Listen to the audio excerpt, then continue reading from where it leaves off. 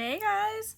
So I've had a couple people request a tutorial on how to do this, so cute, bedazzled.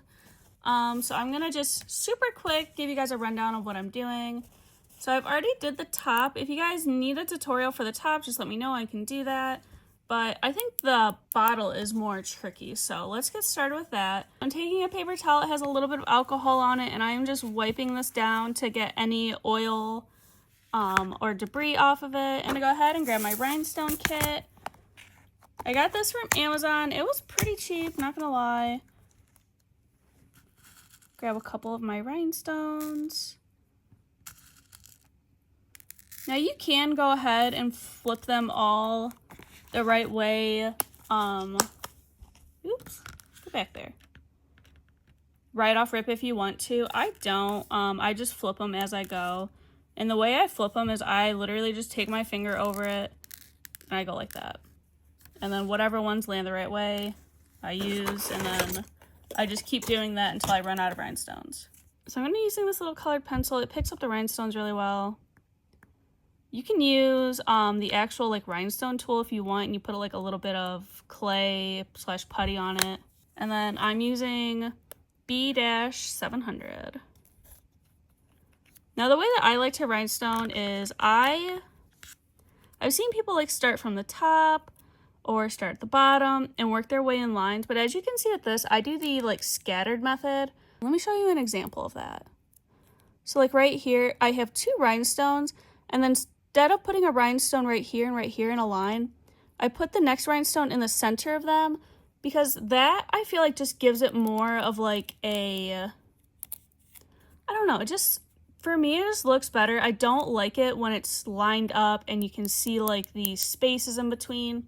This just helps cover more space. It does probably take longer and probably uses more rhinestones, but I prefer it. I just think it looks better. And then I start in the center and I work my way out, kind of like how you see here. With here, I didn't want to show you guys me working off this because I did the letters first. And then I'm working off those letters. I don't like how you can see that. It's actually not that bad on camera, but... So I'm going to start on the back to show you guys how I would normally do it. So I'm just taking... You're not flooding the area with it, but you're also not being, scarce with it, I guess you could say. You're just giving it a nice coat. Again, not flooding it.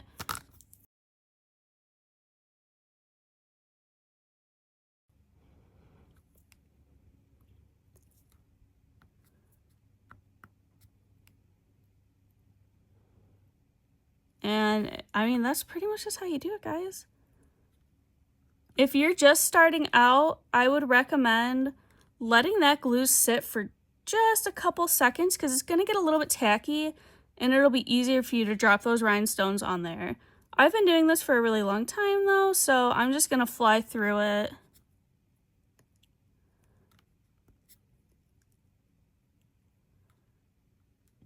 And like I said, I'm going to keep up with this scattered pattern the best that I can.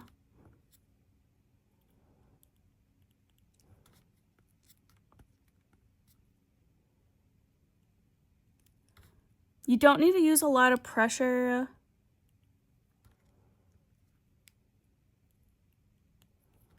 Yep, just throw them on there. And then once I have once I have the whole area covered, and there's no more glue that can be seen, I just lightly give it a little tap, tap, tap.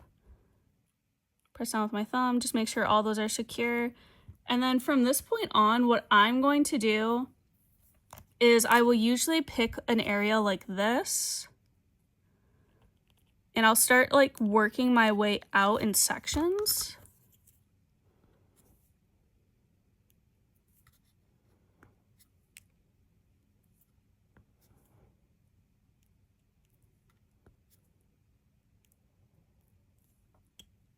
And then you could keep going here, but what I am going to do is I'm just going to kind of make that circle larger. So now I'm going to come down here and start adding more. Now I usually work in bigger sections. I'm just doing small ones for you guys because if you do too big of a section, your glue is going to end up drying. and then you will have glue residue down that you cannot use. And that will lead to your rhinestones being a little bit uneven. Okay, same thing, we're just giving it like a little tap, make sure those are on there. And now I'm gonna come over here and I'm just gonna like work down a little bit.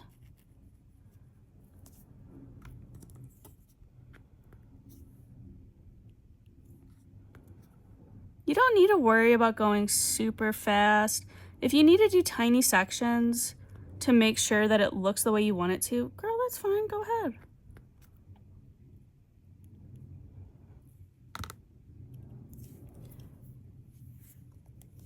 Okay, let me do one more section for you guys. Just to kind of give you an idea of what we're doing.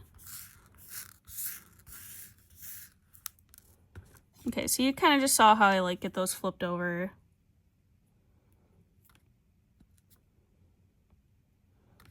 I've been rhinestoning for, I mean, since I was a little kid.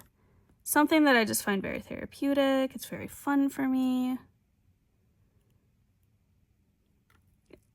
I would say it's definitely something that you should probably enjoy if you're gonna do it, because I can totally see how this would be boring for some people. And, you know, if you're just starting out, it's gonna take a minute. So you wanna make sure that you're doing something that you actually like before you start a project. Okay guys, so there is that. I'm gonna go ahead and do the whole bottle. If you guys have any questions, feel free to ask. An important thing is I am going to rhinestone with the lid on. If you take the lid off, you don't really know where to stop. So you might rhinestone up too high and then the lid's not gonna fit on there. So make sure you just keep that lid on. Try to get it